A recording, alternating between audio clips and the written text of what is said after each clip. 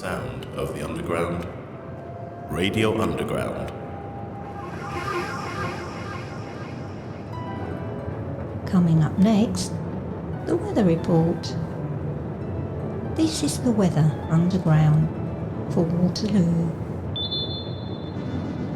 The weather today is windy, with pockets of 150-year-old air gliding in from the depths.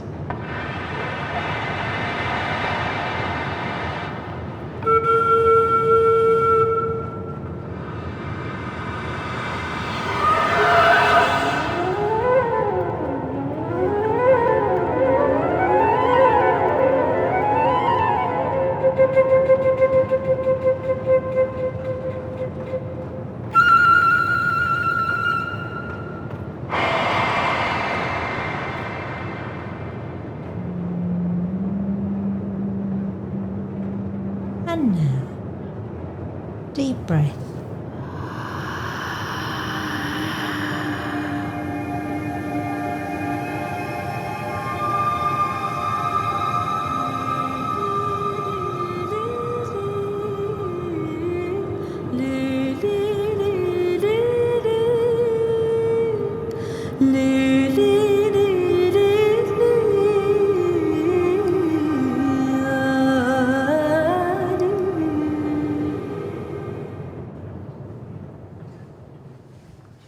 My name is Joe Namy. I'm an artist. I work across sound, performance, installation. I'm also a composer and an educator as well. You're listening to the sound of the underground. Radio Underground is a sound piece that's in Waterloo Station Travelator. I wanted to respond to the space, the travelator. I wanted to respond to public address systems, the kind of authority that comes through these loudspeakers and tannoys.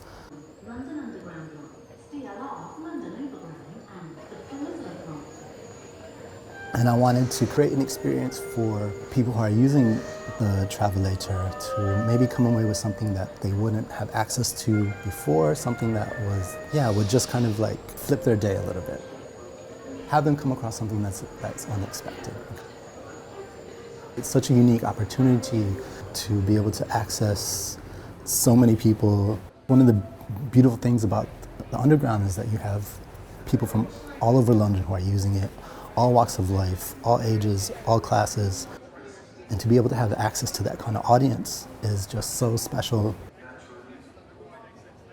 And the overall piece itself is kind of like a map of music organizations within London. So we worked with 3 organizations that are on the Cultural Spaces at Risk program through the Mayor's office. We worked with Sister Midnight, which is a community radio station and kind of collective based out of Deptford, and Color Factory, which is a nightclub, music venue, event space based out of Hackney, and PalMusic UK, which is it's an organization that supports young musicians that works closely with the Edward Said Music Conservatory in Palestine. I mean, yes. Because you guys are all amazing. But you all come from very different approaches to music, and are using music as a tool to create communities and change in such interesting ways. Where does that come from for you guys? Like, I'm curious to know how did you come to that? How did you come to using music in this way? We had such a close-knit community around the space, and just being there every day, you could really see the impact that it had on people's lives, to have a space where they could just come and be every day, just have company, have a cup of tea, to listen to music. Like, I think that really solidified for me that music had an importance in people's lives that was beyond just like, it's like this nice thing to have, like it's great fun, it's good for a night out. Like, I saw that the kind of spaces around music were a fundamental piece of not just cultural infrastructure, but community infrastructure as well. And so when the space closed in the pandemic, We decided to reform Sister Midnight as a community co-op, so it would be legally owned and democratically controlled by everyone in our community who wants to be part of it. One of the things that we pride ourselves on is the ability to create a space where people do feel incredibly included, and the safest possible space where people can really express their identity. Quite often, people don't feel as though they can do that out in the real world, and when people can come and perform an identity that might not be aligned with societal norms, they can feel more themselves than they ever have. And I think that them doing that in that space, and sometimes the door opens and a little bit of that slips out into the real world. I think it helps the real world also become more inclusive and progressive. You're listening to the sound of the underground.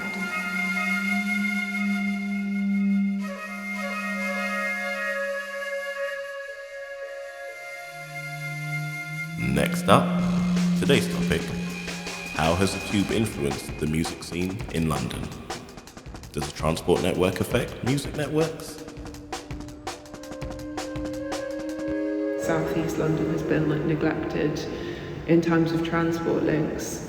That has bred a music scene which is very deeply rooted in the cultures and communities that have existed in South East London, and very deeply rooted in the politics of that area, twinned with it in a way. You're listening to the Radio Underground. Up next. For me, music, I describe it as just like the eyes with how I see the world. It's not my soul, it's my eyes.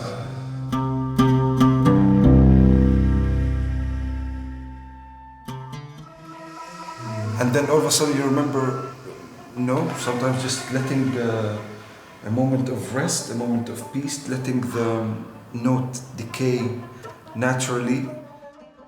And everyone sighs. And there's so much power in that.